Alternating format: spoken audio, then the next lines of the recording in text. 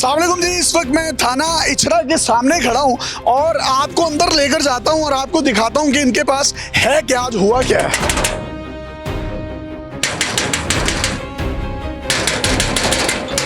अस्सलाम वालेकुम भाईजान, जरा साइड पे अंदर जाना है। शमशद क्या हो गया है? परमिशन लेने दो मुझे अंदर से। किस चीज की परमिशन लेनी है? मैंने साहब से परमिशन लेने दे भाई। वो अंदर इतना कैश और वो सोना पड़ा। इजाजत नहीं है। साइड पर हो शमशद क्या आप भाईजान, साइड पर हो। क्या कर रहे हैं? छोड़ दें आप, पीछे हो जाए भाईजान, पीछे हो जाए। ये इतना सोना पड़ा हुआ है, ये इतना कैश है करोड़ों रुपए का, ये क्यों है?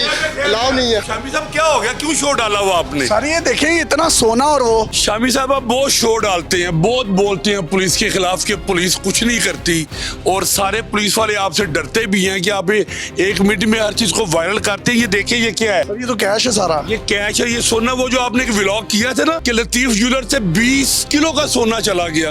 एक शख्स 20 किलोग्राम सोना चुरा कर भाग गया है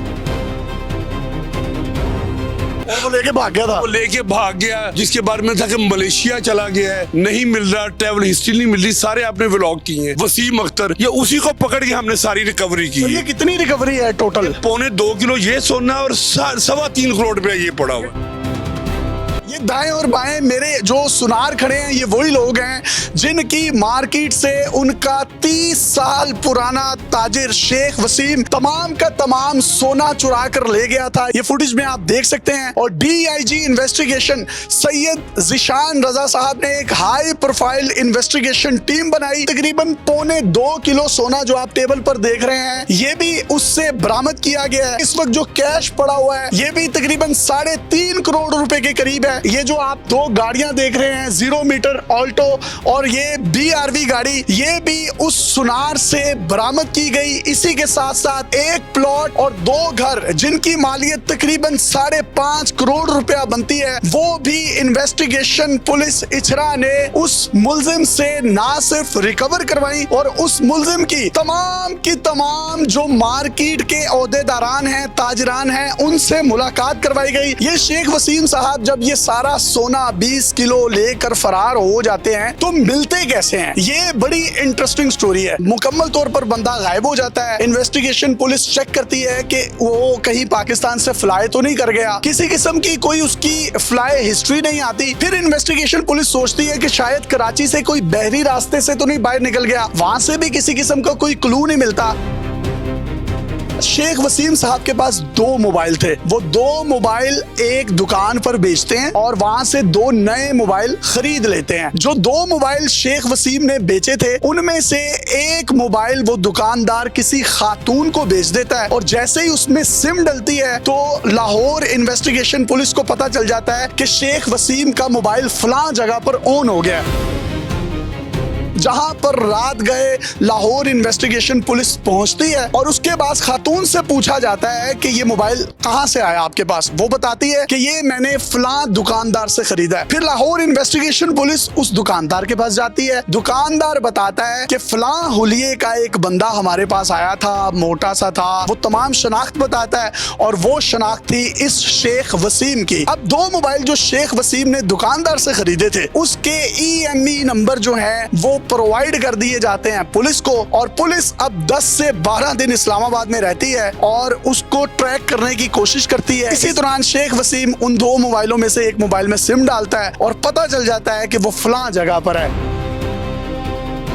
जिसके बाद लाहौर इन्वेस्टिगेशन पुलिस पहुंचती है उस मुकाम पर जहां पर शेख वसीम का मोबाइल उसके पास होता है। वो दरवाजा नॉक करते हैं और अंदर से शेख वसीम पिस्टल लगाकर निकलता है और वो पुलिस वालों पर तान देता है। ये जो लाहौर की इन्वेस्टिगेशन पुलिस है वो बड़े तरीके से उसको ट्रैप करती है, उसको गिरफ्तार करती है। और गिरफ्तारी के वक्त जो IO है वो उसको कहता है कि यहीं पे बता दो तुम्हारे पास कौन कौन सी चीजें कहां कहां पड़ी हुई हैं। जिसमें वो बताता है कि मैंने 2.25 किलो के करीब सोना बेच दिया है, उसका कैश ये फलां जगह पर कमरे में इन बैगों में पड़ा हुआ है। वो ये कैश उठाते हैं जो कि आप अपनी स्क्रीन पर देख रहे हैं। जो बाकी उसके पास सोना था वो इस फॉर्म में था जो कि आप टेबल में देख रहे हैं, वो उससे बरामद किया जाता है। ये पीछे 2 गाड़ियां आपको नजर आ रही हैं, ये उससे बरामद की जाती हैं। 2 घर और एक प्लॉट उससे बरामद किया जाता है। ये कुल मिलाकर तकरीबन कुछ 15.5 करोड़ रुपए की रिकवरी बनती है, जो कि पंजाब की तारीख की पुलिस ने सबसे बड़ी रिकवरी की है। और इसमें मैं खिराज तहसीन पेश करूं करूंगा डीआईजी इन्वेस्टिगेशन ज़िशान रजा और उनकी टीम को। सर, ये जब आपने इसको गिरफ्तार किया, इसने आप पर पिस्तौलें क्यों तान ली? वो मुलजिम था, उसका माइंड क्रिमिनल था, उसने अपनी सिक्योरिटी के लिए पिस्टल ताना, मगर हमारी टीम ने नहायत अच्छी हिकमत अमली का मुजाहरा करते हुए उससे मुज़ाकरत किए और उसको सरेंडर करवा के गिरफ्तार जब किया। आपने गिरफ्तार कर लिया तो ये फिर कैश और सोना कैसे बरामद हुआ? उसके साथ उसकी बीवी और छोटी बेटी भी थी। जब उनको कस्टडी में लिया तो टीम ने उसको इंटरोगेट करके पैसों और जेवर का पूछा, तो उसने अपने